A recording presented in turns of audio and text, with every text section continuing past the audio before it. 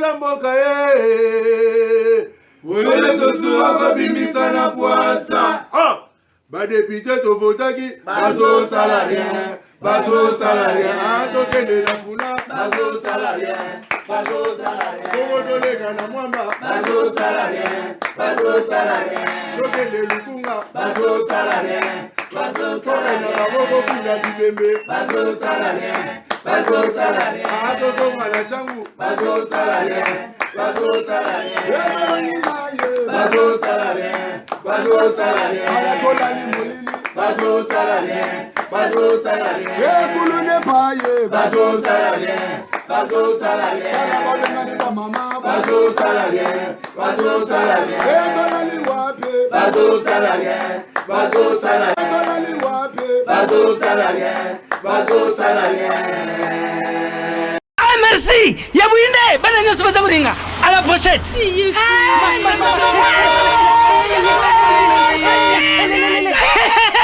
Vous allez quoi demain? Protivap et tonne la protéine et énergie. Ah papa merci pour les pour les enfants. Eh Bino, bote la baoni. Bote na bodo Bino. Baba kanta bomba bonga. Bona bana na yo bakumarukura bana oyo. Faut laisser kabango poto Protivap. Et ça va pota te. Allez, kamata. Bon appétit. Bana nessa badiaka Protivap. Ah bah si kulia ya bango Protivap. Ba bande badansi na bango ya ba bébé pro. Tala.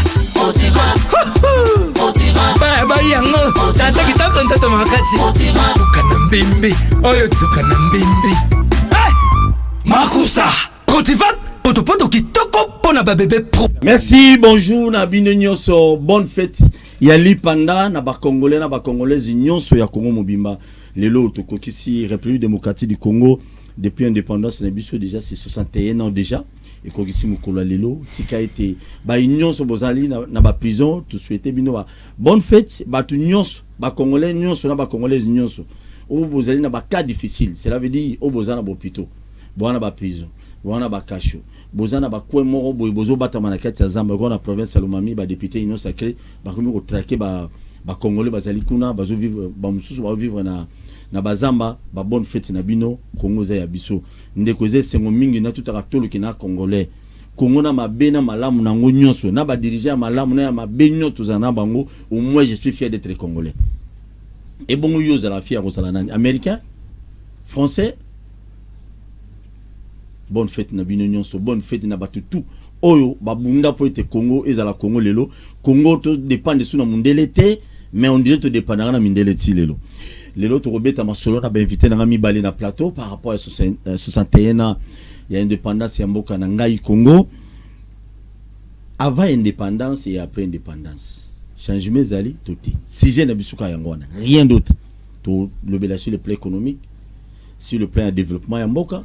Sur le plan d'institution, sur le plan de catégorie, dans le format de politicien. Et tu rebêtes à l'île. Biloko ko betama. Biloko. Biloko. Talo seki. N'appelle Israël Mutombo Mbote. Bonne fête indépendance Israël Mutombo Mbote. Et puis bonne fête indépendance na Eliezer Tamboy, le député national le mieux élu. Il y a Vili à Kinshasa. Bonne fête na Trésor Kalafai, bonne fête na Ndeko Jacques, bonne fête na Ndeko Zulu Mbote, bonne fête Bozé Belé hein, Bozé Belé. Pati Mwamba, je te salue. Bonne fête pe quand même indépendance. Tozali biso nyonso ba congolais ndeko na divergence ya ba idée ki kozala, mais tozaka ba congolais tozobunda pona litu moko. Merci.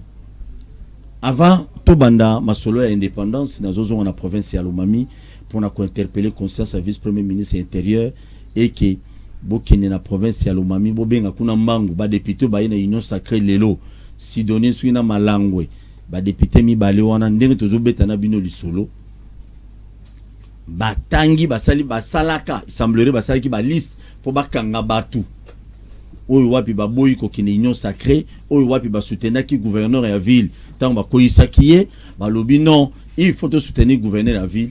Ba député mi bale wana union sacrée pour na minute ba na union sacrée ba salete ba kangisi batu tozo beta lisolo le 30 juin et kozala mieux le vice-premier ministre intérieur beta ata singa na pela pamba pour na ko interpeller na ba député wana po batika ko traquer bato bazo traquer lelo na indépendance lelo bato na bana bazamba ba famille na bango mususu o bakangamaki ba député mibale wana il semblerait bazaba les tout puissants même gouverneur atikala ozana pouvoir ba député wana malangwa su mulongo na Sidonie. Et moi je regrette beaucoup, je me pose beaucoup de questions na ba député oyo si réellement vous allez qui voter mais bozo bosa na bato ande ba voter bino na 2023 vous êtes sûr que bato va voter bino. J'irai plus loin pour interpeller conscience à bino ba député wana boye ba été vous allez ba ennemi à président Félix Tshisekedi Sidonie na malangwa vous allez ba ennemi à président Félix Tshisekedi vous allez ba vrai ennemi à solo parce que le moment où bando kangisa batu oyo il faut passer la confiance en chef de l'état bino ba député union sacré bo kangisi bango président de la république bato boye ba député bazwa union sacré pour voir le bokonzi. Comment imaginez-vous un député avant na gouvernorat azo senga kino ba beta bato masasi député za pouvoir wana ya nini ba agresser ete nini te province Alomami apparemment toujours qui est crise en crise na format ya ba député o ba ken union sacrée ba boule ki union sacrée et à poubelle donc on union sacrée dans poubelle était monsieur le président de la république personne dingi ça la vice premier ministre intérieur ba député wana si ba nyonga bango parce que bazo torturer population na ba dans la province Alomami. Bon en 2023 bo qui n'est pas baton ba voter je suis pas sûr na ken na province ya Sankuru ya batete là province ya Lumumba les autres ont fêté 61 ans. Il y a indépendance. Je crois le Mumba salaka moi est belé. Ce qui parmi ba makambu. Oh le Mumba a couvert pour mboka na yoka ali solo que non le Mumba boyaka indépendance c'est comme en 1980 parmi babilo o ba lekela kaye. Le Mumba boyaka. Mais province il y a le Mumba lelo, il y a Sankuru. Laisse-moi vous dire, les lotos le 30 juin. Deux plénières et Salemi. Il semblerait le vice-premier ministre sortant ne moutou à c'est ma trouble dans la province de part et d'autre. Mais oh ya lelo. Est-ce que bana ya province ya Sankuru ba ko se pelata ta pour on ya Lumumba te héros national te. Trouble. Assemblée provinciale ya Sankuru bazana bureau d'âge oh ya bureau mususu ba appelle bureau mususu. Donc il y a deux plénières ba assemblée provinciale ya Sankuru comme mibale. C'est ce qui est anormal. Monsieur le vice-premier ministre pour trouver solution. Ils ont ça la Sonia union sacrée. Union sacrée comme mana désordre la beauté. Il y a un président de la République, azana raison rolobaki. Et cause à la makamwe bele mususu échappaka ba mususu. C'est tout à fait normal Congo et ça continent. Le Congo makambo, ça regrette c'est regrettable vice-premier ministre intérieur. Beta biloko kimie kota kuna. Merci. Mathieu Takizala. Boni. Mbote ndeko nangai omoni lelo toza mokolo ya mercredi. Baye basambelaka mercredi to comparant au troisième journaux Yesu asekwaki. Ipanda ya oyo anniversaire lelo ya déclaration ya autonomie ya gestion ya ba congolais 61 ans ya lelo est tombé troisième jour. Donc il a qu'ici Congo il faut essayer quoi. Très bien. Congo faut asa ina kata libanga kangama soko wapi. Tout ça liba kilibite belé. Vraiment échec collectif. Dans domaine nyonso. Merci beaucoup Tozo Parce que ceux qui belge Azaraki na 1950. 10 ans avant la session il y a autonomie transfert de pouvoir et pas y a ba autochtone sera zongi lelo même sur la place de Kalina ngano tozo tourner a okansaka ke se kotagia. Merci beaucoup. Merci Naibi qui lelo ezo sala bato ba vrai congolais ko la ba biso boy des fois ça nous dérange tant tozo loba Mundela Kinda, Menasima Nabiso, on dirait Boulueki. On dirait te Boulueki. Merci. De Tozobeta Biloko. Arma Lokeka, le vrai Moutete là, l'homme, le. On a combattu. Bon, on a côté batterie, on a dit. Boni. Kimia Paul. Kimezali. Kimia Makasi. Vous avez regretté le Mumba Lelo. Pour télé documentaire, on a une sur ma formation sur le Kola Lelo. Tu sais, moi j'ai toujours regretté, mais je me tiens à ma propos à Patrice Emery Lumumba et je me dis peut-être que tout le monde n'a pas ce qu'il a dit en tête, puisque quand nous commémorons aujourd'hui, il faudrait tout le monde retenir. Et c'est la Sainte Seine. Les gens font une commémoration de la Sainte Seine. Alors tant que nous la commémoration à la journée, il y a certaines choses prophétiques où il ne fallait pas que le peuple congolais soit distrait. Et c'est là la lutte où il a appelé, c'est une lutte noble. La lutte noble n'est pas charnelle ou physique. C'est d'abord une commémoration de savoir qu'est-ce qui est déjà fait et qu'est-ce qui... Mon émission, et c'est un plaisir. Parce que tu as dit, qu'est-ce qui a été fait avant et qu'est-ce qui est fait après. Aujourd'hui, le monde a dit non, l'histoire du Congo doit être écrite par les Congolais eux-mêmes et non par l'Occident. Deuxième phrase, il dira dans un récit que j'ai lu qui n'est même pas encore public, il dit, je suis allé plus tôt à la mort puisque je n'appartiens pas à ma tribu, et 50 ans plus tard, je reviendrai. Et je ne mourrai pas de la même façon que je vais mourir cette fois-ci. C'est une parole que beaucoup ne détiennent pas tout le récit et tous les propos de cet homme qui était en train d'examiner jour et nuit le comportement de Blanc pour se dire qu'il doit être révolutionnaire, en dini kokufa pour la liberté et les Congolais. Très bien. Merci. Je tiens quand même à rappeler le 30 juin, tout le monde vidéo moi aussi qui est dans les réseaux sociaux, il y a Ndekonabiso Mokia, je ne sais pas si vous allez Mokia solo to Mokia pirate.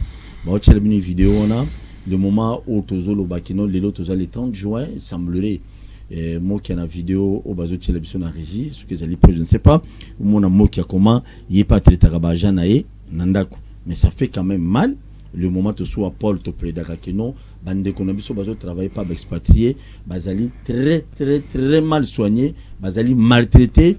Tongo me dit pourquoi, mais tant que tout le monde a ma vidéo où on a habité sur ils apprêté, tout le monde a kango ça la bien, tout le monde a kango, tant que tout le monde a que non.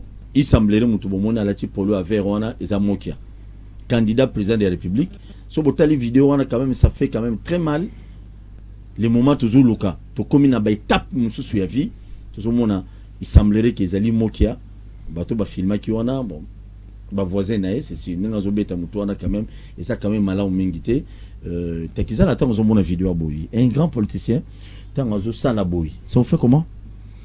Bon. Ndekonanga omoni bon yomoko za déjà président na makambo zolo ba moni ba vidéo pe montage quota mais tu veux authenticité na ngote normalement employeur akoko koma na maboko te na nzoto ya musalité litige ya oelobi musali na patron ezalaka régler na ba bengi na ba syndicat to na prud'homme ezali na ba tribunal le salami pour na litige salarial.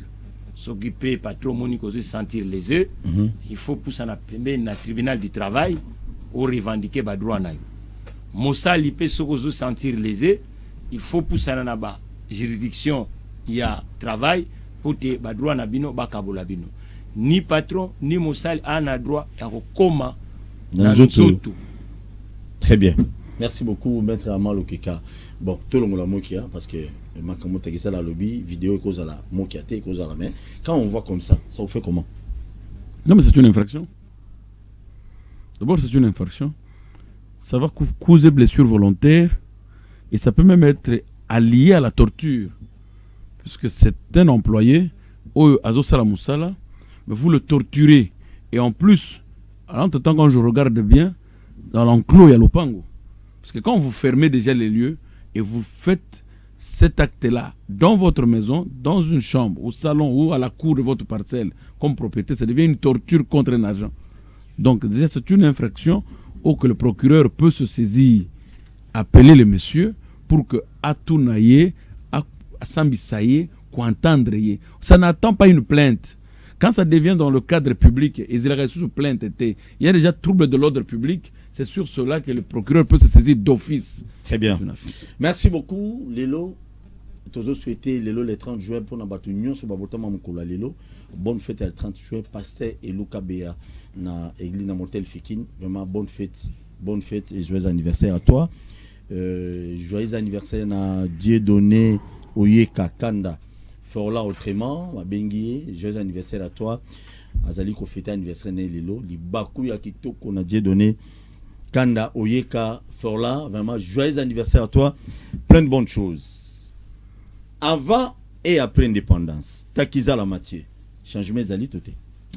Tiens, en tout cas, Omoni Ndeko Paul, tokokene na ba aspect to banda d'abord na aspect liboso abengi aspect politique. Politique ezali iloko oyo isangisaka ba espeur ya ba domaine songolo pote ba meka komema mboka tonkita na liboso. Politique ezali na to bengaka ba idéologie. Soko moni uta 60 tilelo ba politiciens congolais différence na bango na ba adversaire na bango idéologiquement ezalaka clarté. Parce que soko tali ndeko Kasavubu azalaki socialiste. Soko tali Lumbumba même bochaka bachaka connotation ya nationaliste aza socialiste parce que origine n'est d'abord à syndicat. Or na ba pays nyonso ba idéologie politique kabani droite, gauche na milieu o représente la classe consommatrice o benga ka centre. Droite eza biso ba patron. Bo bazo ko prôner ba patron. Po mboka o ezangi ba patron eza na tinate. Ba o yase to benga ka socialisme ezali bo ba ko prôner ba sali. Po patron pe sa musalo. L'ex biso vidéo wana musali na patron makofe bandoli ba kende na tribunal. Centre et ali ba consommateur classe moyenne ngano na mission to ba toujours classe moyenne réalité mboka eza ko disparaître. Soko tali négociation à liboso ba kulutu ba kendaki ko luka transfert ya pouvoir ke bango ba remplacer ba coloniser ki biso expertise ezala ki belete expertise ezala kaka ko luka ba poste politique nazala gouverneur nazala député nazala ministre. Or ba bosani ki fallait socle économique ezala. Parce que socle économique et que ça na politicien té il faut acteur économique azala signifie que ba patron uta bayaki comme to zalaki na ba patron to créer ba patron té depuis to zuli panda et sali que politique est comme métier ya batu na République démocratique du Congo. Politique est comme métier et comme mosala et puis métier on peut pas détourner. Alors mais cité toujours kende vraiment mais tabilo politique est comme métier ya batu et comme ici comme échec social les ébélés ba compagnie biso ba métier to sali comme ils na contraté ils na banque té moyen to créer misala ezate politicien lorsque ba nommé ya komi ko zobotier ya wana ofida ya uti bandundu azu village ne tout a vidé aye na bango fu ba sana ofida. Mais ce que bateau nous sur village no longol bango yena bangwa est-ce que ba na ba compétence ya kosala na ofida omoni mama na likambo ya ngwana et puis ba alliance politique et ça la maka oko sala alliance politique te na mutu oyo politiquement idéologiquement boza projeté mais ba alliance politique ya Congo ezaka des circonstances ya liboso bandaki abako MNC pesa yandiko Antoine Gizenga na nini ndio unabiso nani Pierre Mulele na ba Lumbumba comme circonstance ya lero ya like faut ba kende ko négocier na ba colon ba zo indépendant ba kei na fièvre wana ba komi kuna ba négocier ba ye et na groupe wana bango nyoso ba ko penser ndenge moko te ya nao baza ko linga unité ya Congo unitaire représenté par syndicaliste Patrice Emery Lumbumba yao bazalaki ko luka fédéralisme représenté par Kulutu Ngai Kasavubu Abako. Alors non mboka lokola ya monene chaque région a son autonomie naie mais to alika mboka moko. Ba pays fédéral pe na monde ya les États-Unis la fédération. Allemagne a la fédération. Mais vie logique ya Congo batabi non soki toke na fédéralisme ya ne to kaboli mboka. Mboka ko pela moko. 5 jours après l'Ipanda où il y aura une négociation de circonstances, Mobulo DG Banda, la sécession. Et la sécession. Katangès, Kasayen, tout ça. Et Banda est déjà en. Mais Batouana Bazo, où est la teke pour Bana idéologie, on va prendre un boke qui est le bosso. Et les occupations des postes. Telle est la tibiso, il est l'eau. 61 à dire. Occupation des postes. Bande kwa katanga kuna batie bango mutu balobi non bino lokola bozana cobalt bona koleba bano bana batu. Mais là ils sont kako tala ba politicien congolais, il parle plus na ba minéré, na sol, na sous-sol, mais il parle moins de l'homme congolais. C'est fait que congolais mouyo ya kozaki que nous creuser loko wana. Bango balobaka mingi awa na biloko, oliba loba na batu. Très bien. Ba ntete bande ko na biso bakatangi no balobi non bino lokola bana cobalt na cuivre, Congo eza bino. Sur le plan économique Teko kendete, ça ngambo na ngambo. Tu vas qu'est-ce sous n'angambo kasser, bino bakasser, bino bozana mibati, bozana bakwanga, bozana nini tout ça. Rébité que Congo ezabino, abataba ndungu tubane loko nini, abakongo kutubane loko nini. Boulouye ke lobayo lula wana bakino balobi. Et bandi. Jesus. Kasi bandi na 60. Oyebi o esalama na 2018. Ngala ki na ngambo Paris, baninga batuninga balobi ah ndenge nini makambo zo na bi eza 60 bis. Signifie oui, 2018. Kasi des alliances de circonstances c'était pas idéologique. Toke kaka bon poto luka to sauver meuble na vite fait na précipitation. Et lié biso 7 mois d'abord pour gouverner bim.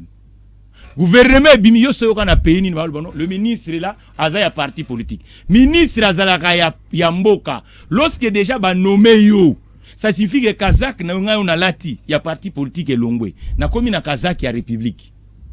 Mais tomonia conférence souverain, comprenez mon émotion, biloko donc idéologie à côté na poche et commis individualisme comme ba résultat na ba terrain social, na ba terrain économique exacté, ceux qui prétendent être politiciens ba sali en métier. Très bien, comme on cop.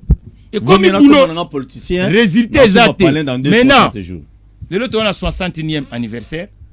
Na 60 na 1960 lobby économie makamne c'est ça contrôler na Belge mais le économie à Congo ça contrôler na nani Indien, Libanais, Chinois. Maintenant to salinine baraton to salio combien d'acteurs congolais au ba contrôler l'économie oteka kwanga bango oteka boutique bango osala bo bango maintenant ba parti politique to za 700 to za soki 700 wa ba parti politique. Maintenant, ba idéologie na bango so ozui IDPS, ozui PPRD, ozui MNC, ozui bandonanga Madidi, Fayulu, ozui nyonso wana. Le bana elo ni ezo différencier bango à part bilongi ya ba leader. Idéologiquement bango nyonso baza batangambo moko. Ce sont des gens ya gauche.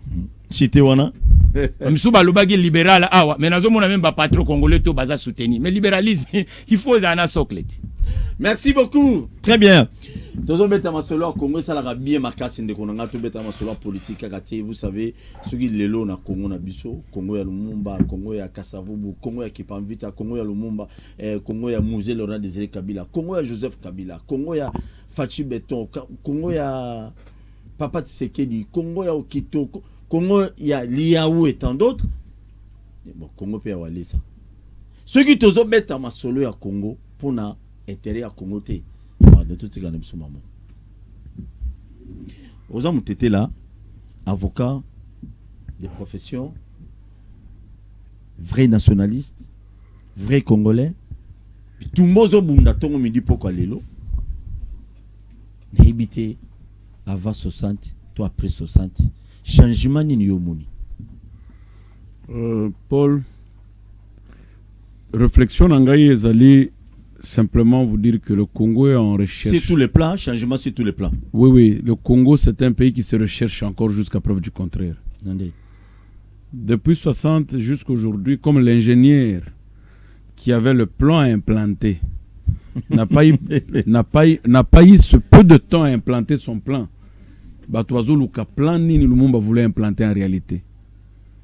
Parce que il était celui qui a dit si je suis arrivé à dire aux Blancs la vérité en face, parce que Bandaki Koutala, et il a comparé toutes les révolutions du monde, même la révolution française.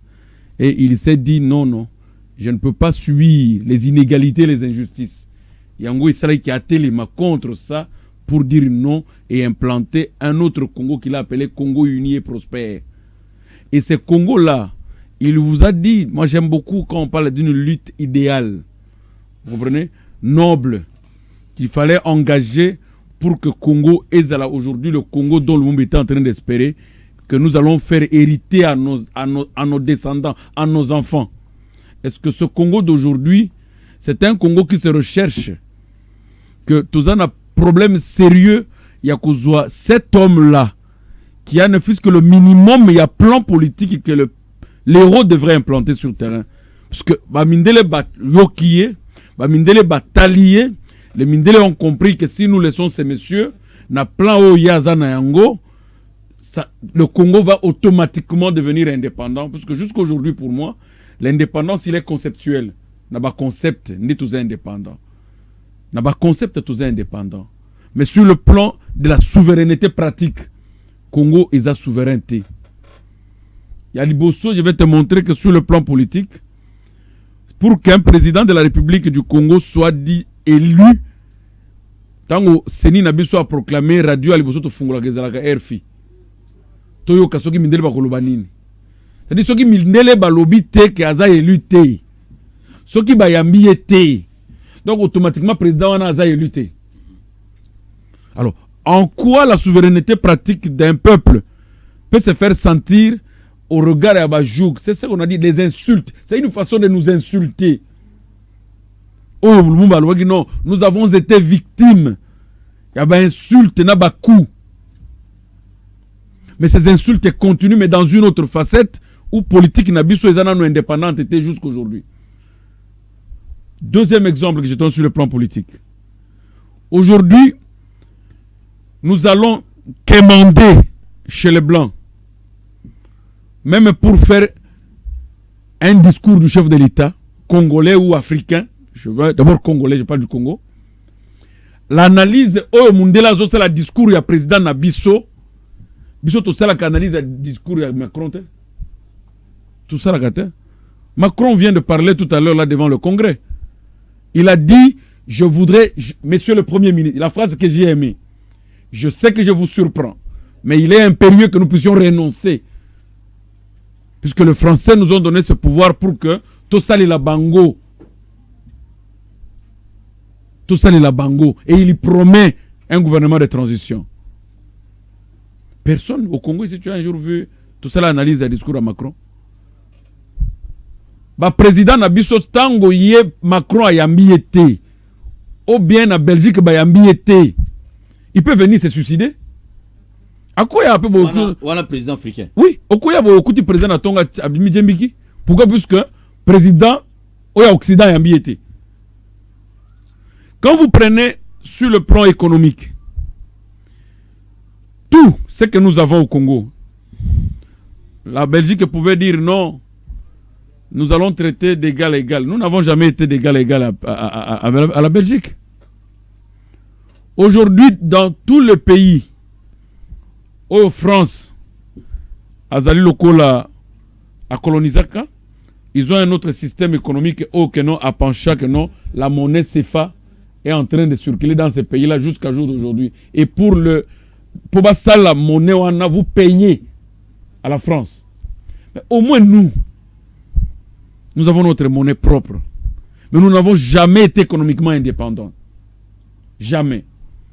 Pourquoi? Puisque pour que l'école est Tonga Manamboka Nangai, on vous dit non, don, il y a Banque mondiale.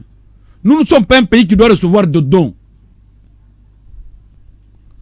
Quelqu'un qui est indépendant vit à suffisance, produit et il crée. Ceux qui ont produit, ont créé, ont se suffire, automatiquement, économiquement, nous ne sommes pas indépendants. Pour le plan de la culture, les autres comme le gars obsédé à français. Tout le monde a regardé mon poids à la maïelle, il faut le français. Tout le monde a regardé mon poids à la maïelle, mais le français est la langue n'a sauté. Nous sommes un peuple, on vous dit que non, on a trouvé l'os le plus ancien a été trouvé en Afrique. Na forêt nous avons étudié. On vous dirait que les peuples autochtones sont là. Ils utilisent langue nine. Français. Vous allez en Tanzanie à Taba président Bazou Koufawana.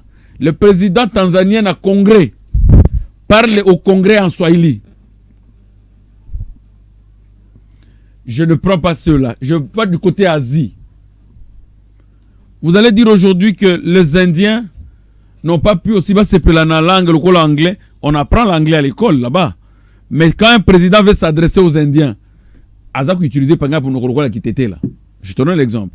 C'est-à-dire qu'il fait son discours en Chiluba.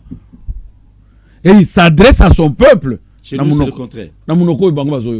Et pas c'est le contraire. Mais que je sache, dépendance culturelle ouana, que tozo lelo musala na biso nyoso ya Congo, un Congolais intellectuel, il faut le français.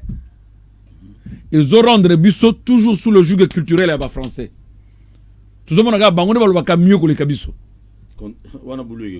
bango ne bazalaka intelligent koleka biso soki président alobi les mamans olia koloba la maman non wana aza mayele te aza bourrique mutu wana kutu moyen bo compter sur lui ezate oki ninga alobaki la maman ou les mamans ou la papa non sont sérieux.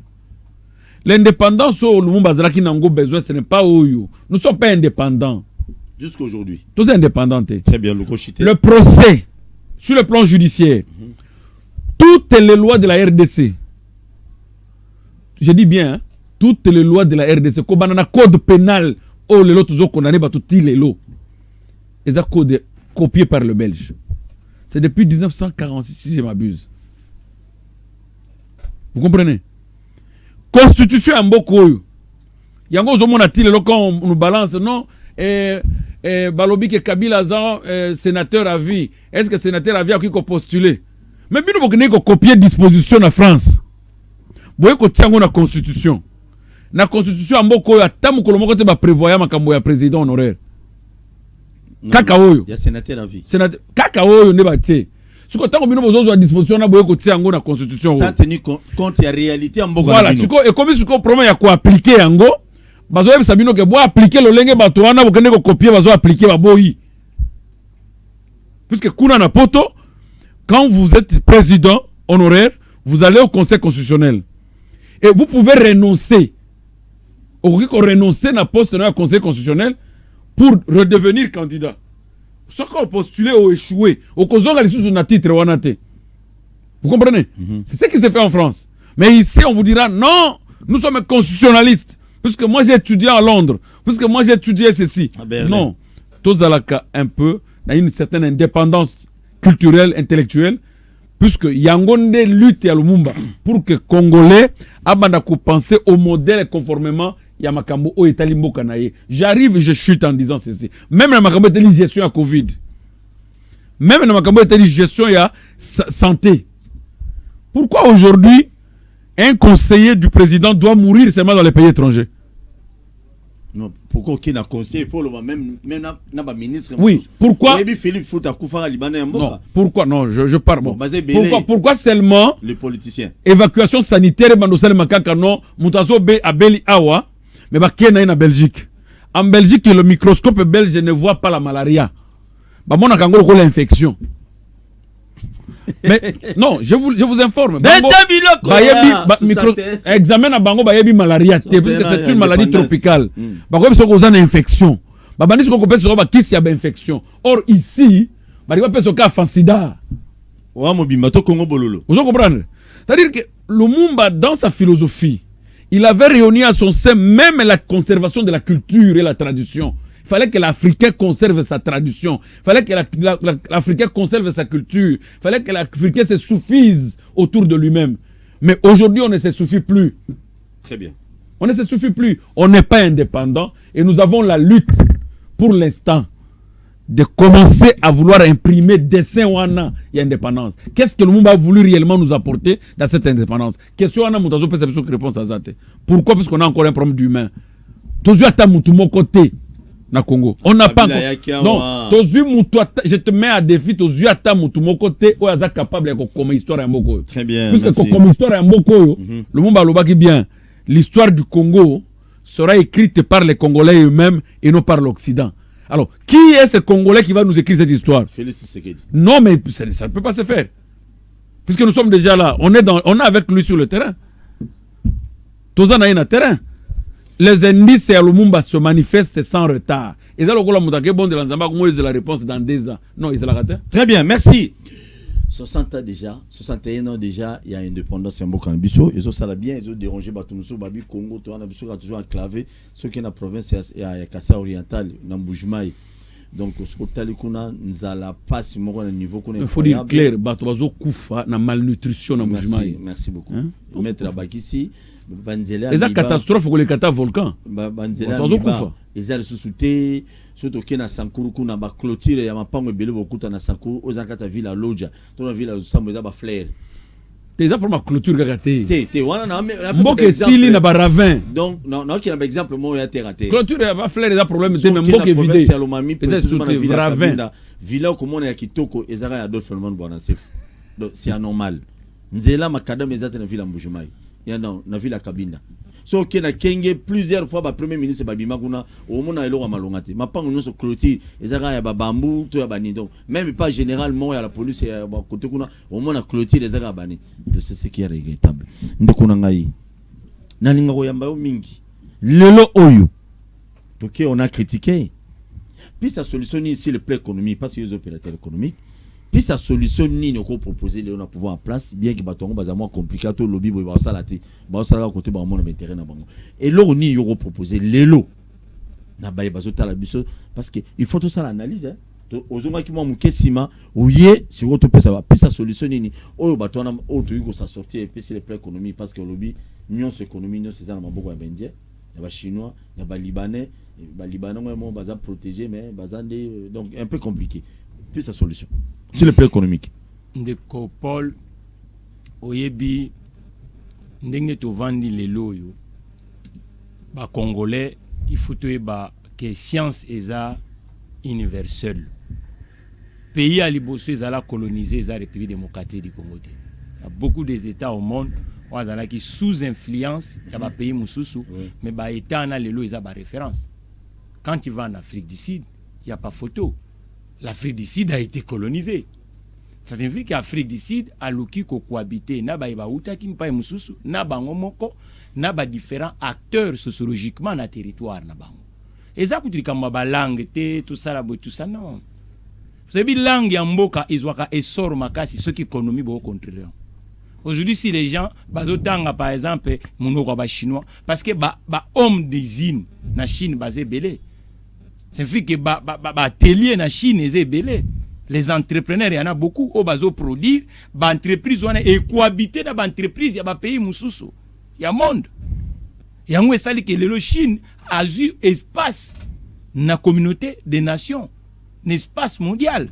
Tout cause à la raté, on dirait tout ça la conflit perpétuel dans le bloc occidental. Ça ne sert à rien. Regardons aussi le rapport des forces. Tout ce que a téléphone nous toujours ça na mita oy. Tout micro, tout internet ba Hollande sur YouTube. L'Occident peut contribuer par ne ya science. Pena ba chaîne na télévision ba Hollande. Mais oui mon compatriote. Il y a pas un pays à rôle que développement nega yé moko, a télémi payer moko a tombo non. Même la Chine toujours a sous moi modèle. Mais à un moment ils ont cherché à comprendre comment l'occidental a travaillé et même envoyer les gens une école prestigieuse pour imprégner un peu qu'ils tirent ils ont reçu. Voulu ou pas, Kita Mata, ces gens-là sont en avance. C'est pas en faisant des replis qu'on va gagner. Non. Soyons réalistes. Première chose d'abord, le Congolais doit être capable. Est-ce que Ngana propriétaire, il y a garage dans la ville de Sasa. Toke n'écoute dans le gouvernement. Il y a combien de Congolais au bazo ya mutuka na garage na ngai? C'est à un moment avant comme ministre, ils ont une masse dans la population. Est-ce que biso toujours le dans la télévision, tout ça d'abord modèle. Qu'est-ce que contribution na biso vis-à-vis? Parce que contribution est na étape, na bas niveau. Mutaba ndunduna muluba, conflit. Et mutu akasa ina nini, conflit. Wala mundele mutachango. Si biso moko futo se poser la question. Sur le plan économique, sur le plan économique, ça signifie que l'économie et se décrétakate et planifiaka. Toza na crise moko makasi. L'économie batangisi biso lorsque boza na classe moyenne T, ça fait classe consommatrice. Ako bunga, ça signifie que l'État a remplacé classe consommatrice. Ça signifie que on va bengi les théories keynésiennes. Na lobino que États-Unis d'Amérique tant ba accéder à l'indépendance na bango vis-à-vis il y a Angleterre. Washington DC existait. Mais Congrès ba représentant ya peuple ba décider ba ça la programme moko pour te batonga Washington DC et en partenariat na ba opérateur économique américain de l'époque. On doit comprendre. Et l'autre ko sunga biso le yali d'abord que ba bazo ko diriger politiquement, il faut ba soutenir ba acteurs locaux. Ba nationaux. Ba toyo ba zui alubite ngana ni nga oza député te, na ngo za nga na barote, na ngo za nga professeur te. Parce que nazala professeur, ceux qui n'attendent si étudiants déboucher gozala nini. Pays nyo sa mokiliso ko tamboli, go eresisa, le premier employeur est le secteur privé. Mais secteur privé à Congo, belanoka liboma Paul awa yo sali cheno solongoli ba jeune ingénieur mususu pe azwama musala mais subvention nini yo za nango collectif ya mboko ata moi pib moko to ya ministère ya santé publique pour te yo za capable ya ko aider ingénieur ba yepembeni nao. C'est ça l'honneur de la guerre. Ça veut dire qu'on est dans l'espace public, il faut à chaque fois l'État sera bosombi na ye ata la capé que bactère congolais par na bango ezanini. Il y a pas longtemps awa.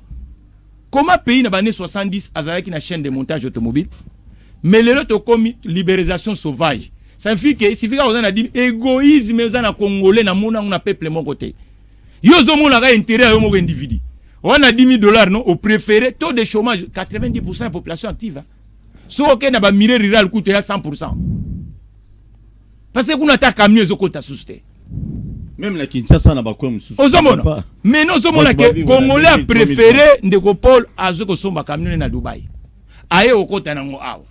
Tant pas lingo bongso la kende na société eza organisée pour te mpakwe monana pour te chômage kita ya a préféré na kende na balabala mais lobi na tongo moni na itandoki à télévision a komi ko critiquer ba politicien oh non moni bango ça le côté ah mais papa yo sikozo parce que ba propriétaire ya ba société na ba pays nyonso za ba politicien te ce sont les autres citoyens tout ça en économie o ba bengi o ya économie de marché aujourd'hui.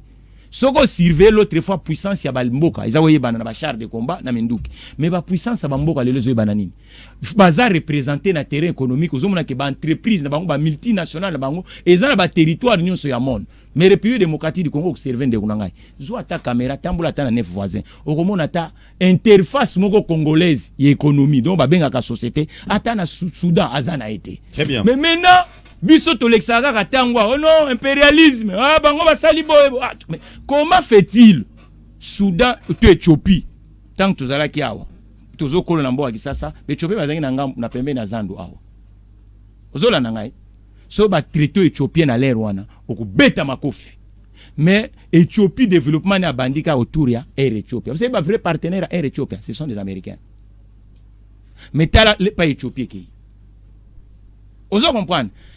Échec sur le plan économique, les lois foutent zala to imprégner modèle économique congolais en commençant par le pouvoir politique, les achats des institutions. Ba achat d'institutions faut permettre que petite structure congolaise azwape et sort parce que y a li contradictoire. Makambo ezo ko salama awa. Totika batezo tout ça la mboka moko te à développer mais sur le plan économique on a vu le ministre national et économie dernièrement qui n'a sur na pays ni wana qui pas qui nous loka aye ba prix ni oyo ba indien ba expatrié tout ça o ba somba kabilo kuna o ba côté la biso na Congo. Mais moi je me suis posé la question tant au ministre qui n'est qu'on pour ni de ba boulot pe dossier qui ne faut pas ça la bilanga pe. Parce qu'on ne peut pas dépendre seulement sur le plan économique. On dépendra na Thomson ou Talibanda, na Kuise ou Talibanda, mi Panze ou Talibanda. Non, il faut donc dépendre de Bilangana pour donner l'espace vers les Ndeko.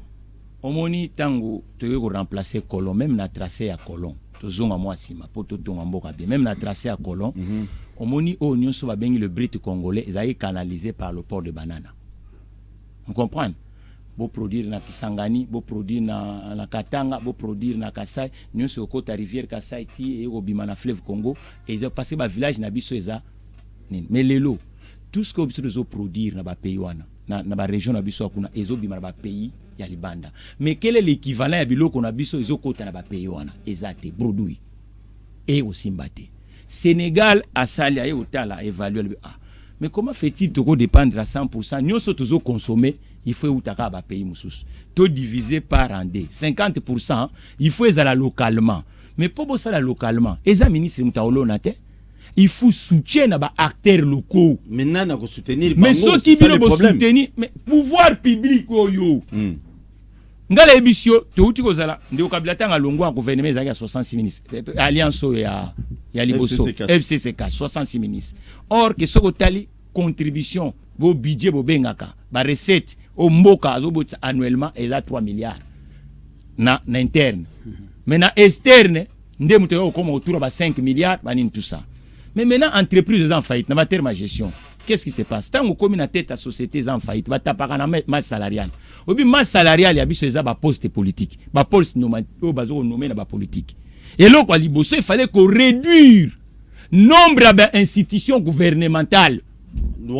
Parce que Jean-Marc Kabunda Lobaki, il faut train de vie à l'institution. Il faut la réalité, il faut te réduire yango. Ozomona ndako bandako bakolo antika kia na boulevard le 30 juin. Obozo benga royal. Ba réhabilita yango ils étaient esika moko te réservé pour na biso ba patron. Au pépinière ba entreprise tout ça rien nyo c'est ça ka ba cabinet ministériel. Ah. Beaucoup ils ont le chômage.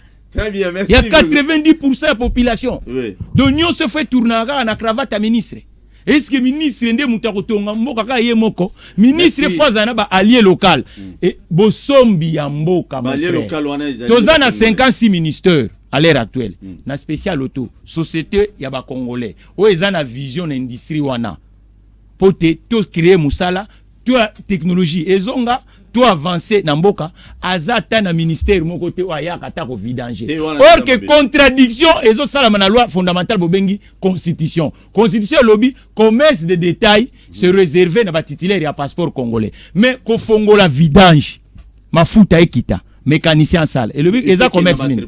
Mais comment fait-il entreprise congolaise mon côté, sauf que la présidence de la République, ceux qui ont l'action de facture aux sociétés congolaises, à l'ongola bapine, ya obenganga. Sauf que la primature, l'action de facture que société ya Congo, nda l'ongola bapine, ministre, ya obenganga. Kende la société à portefeuille.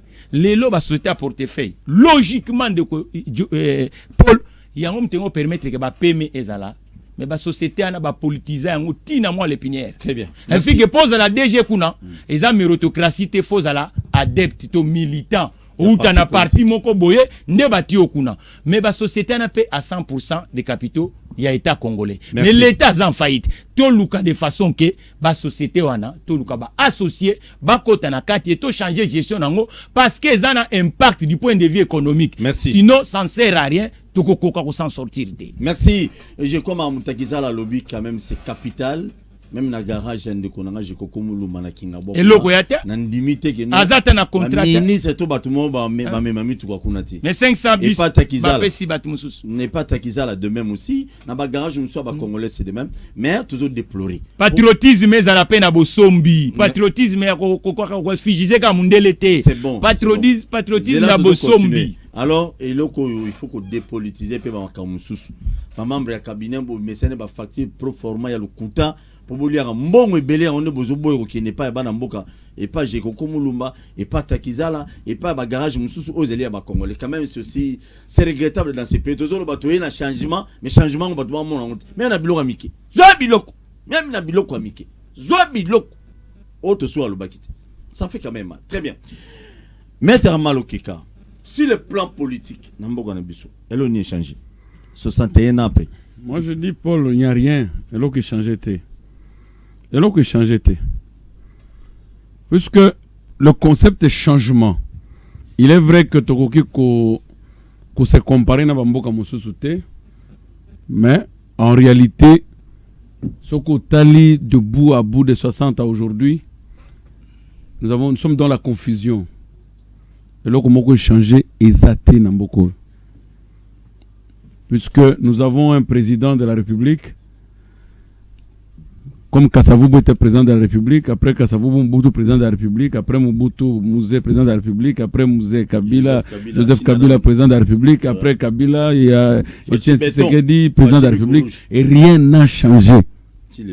Rien, je dis bien sur le plan politique, rien n'a changé. Peut-être Batouakani, comme mon frère l'a dit, sur 66 ministres, Kossala 56, enlever 10, ce n'est pas un changement non plus. Vous comprenez? Changement exact. On n'a rien changé. Parce que moi je peux te dire, moi je suis contre la thèse où il y a Makambouitali budget, il y a une institution qui ont consommé. Ce pays, je le dis bien, et ça dans terme théorique, c'est un pays riche qui aujourd'hui Tokoki envier budget à Rwanda et Angola te. Mais c'est un problème, il y a Moutou. L'homme congolais a un problème. Et l'homme congolais dont on voulait créer depuis 60, puisque lutte, il fallait la permanente. Il dit, et Lumumba dit, nous allons commencer une lutte pour que notre pays soit prospère et ait la paix. Alors, pour être prospère et avoir la paix, c'est une lutte permanente. C'est-à-dire qu'il faut que la mutu, to bongo la mutu ya mutu. Même aujourd'hui, quand nous parlons des Européens, quand nous comparons la Chine en réalité a envoyé des gens étudier au Japon, a envoyé des gens étudier en France et ailleurs, aux États-Unis. Mais la Chine s'est décidé son développement interne en parlant sur l'ouvrage de Chemin de Soi. L'ouvrage que Xi Jinping, moi, j'ai reçu un ouvrage écrit par le président chinois, Chemin de Soi. Comment sortir de la pauvreté?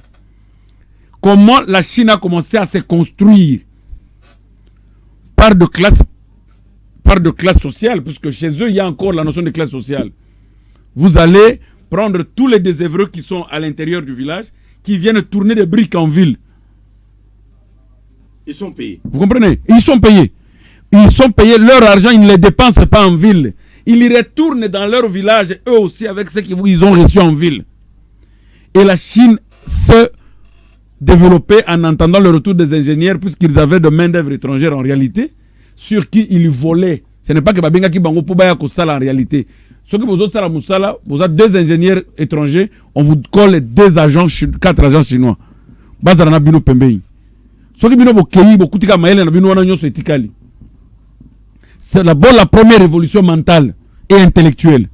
Vous avez un pays, il y a 86% d'illettrés. Vous voulez qu'un tel pays, au Pessimutu, a la receveur et à impôt, ou il y a des taxes dans DGRK. Il y a des valeurs et un bon réseau percevoir.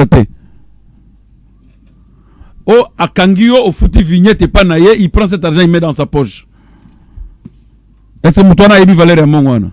C'est un problème il y a qu'à créer l'homme congolais, puisque à partir il y a révolution mentale, révolution intellectuelle, puisque même la France, De Gaulle a favorisé que la France va à l'étude et à la gratuite. Pourquoi? Pour décomplexer l'homme français, afin que la révolution ait réellement des assises. Puisque ceux qui révolutionnent ça la maca. Écoute, les Français, il est très local à Bisso.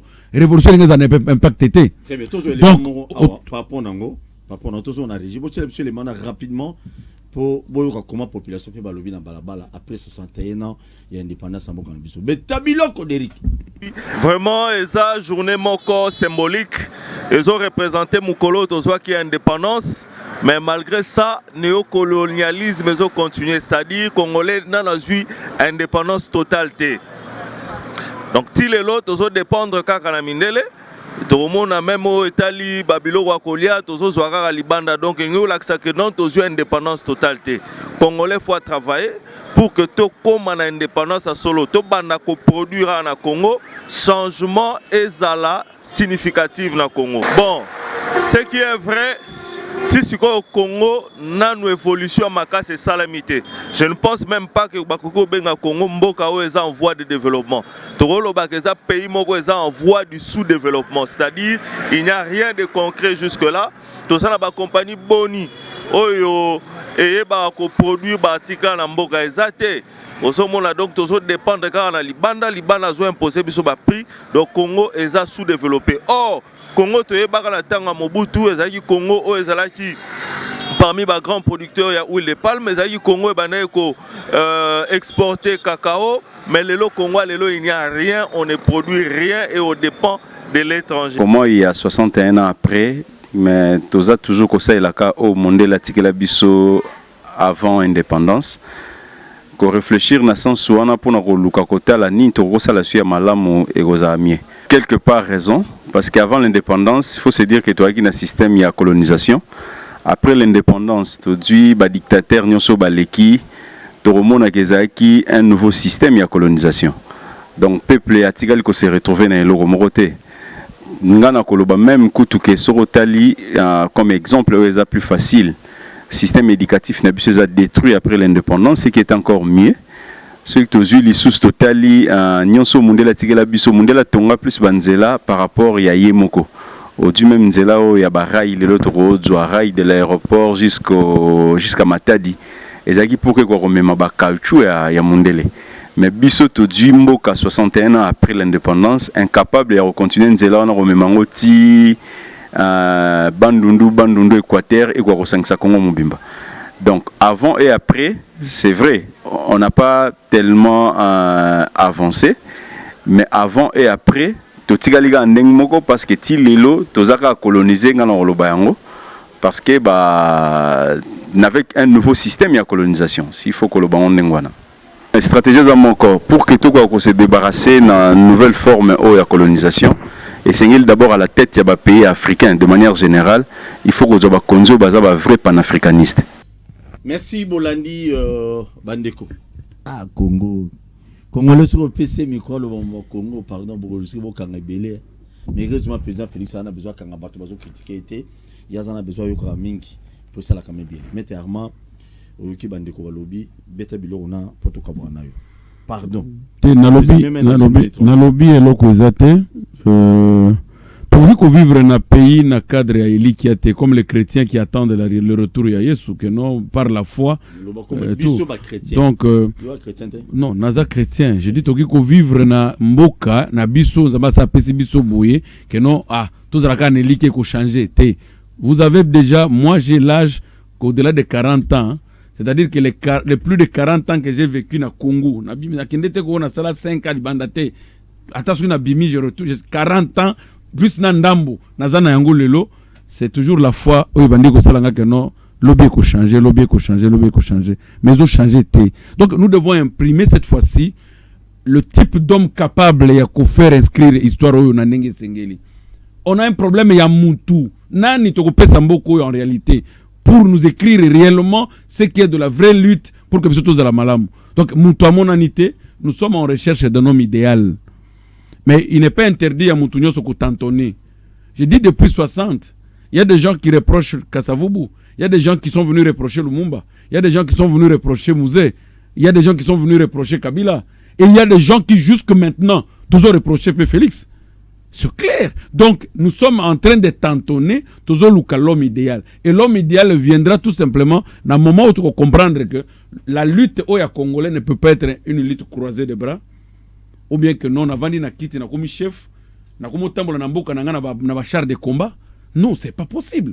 Na komo tambola na mboka na nga pona ke ndata na église, ministre atie ba policier 2 jeep à policier pas que église. Na mboka na yo, mais quand ils sont en France, ils sont pas avec des policiers français. Alors tu la voiture moko. C'est-à-dire que Azako se retrouver il intérieur Autriche. Donc Azako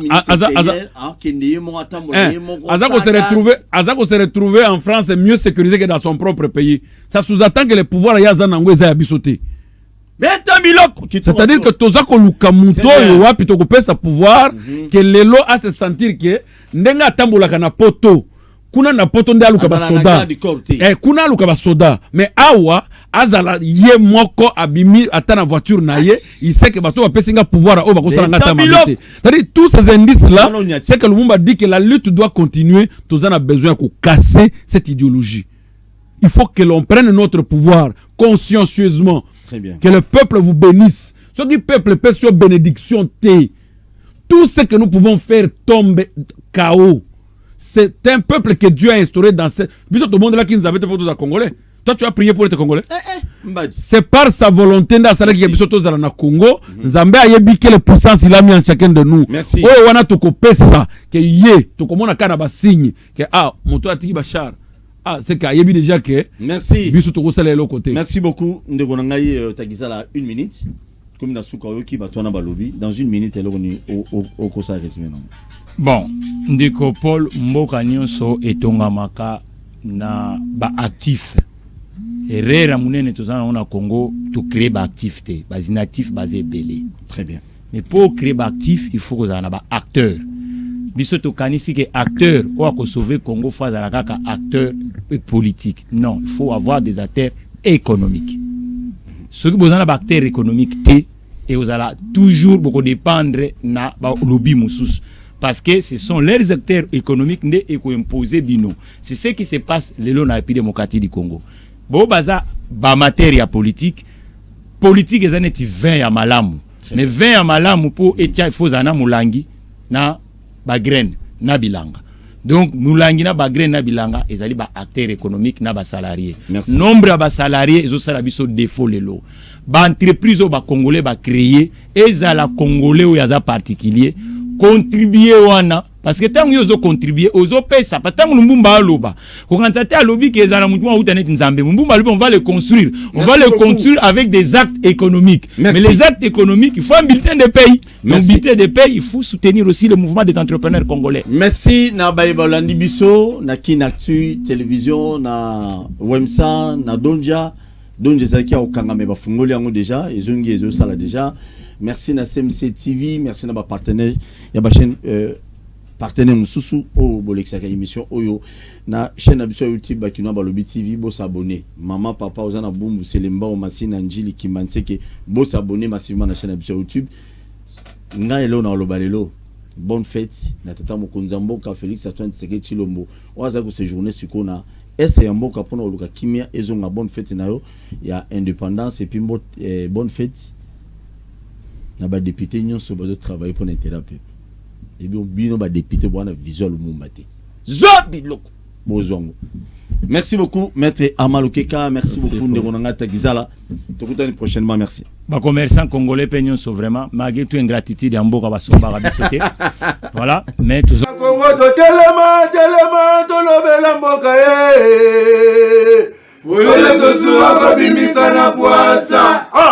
Ba député to votaki bazo salarien. Bateau salarié, tokende na funa, bateau salarié, bateau salarié. Kongo toleka na mwamba, bateau salarié, tokende lukunga, bateau salarié, na baboko pila bibembe, bateau salarié. Atozonga na changu, bateau salarié.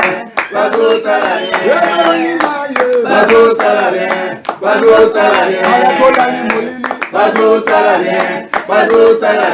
Kulune paye, bateau salarié. Karabalengani mama, bateau salarié. Kolali wape, bateau salarié.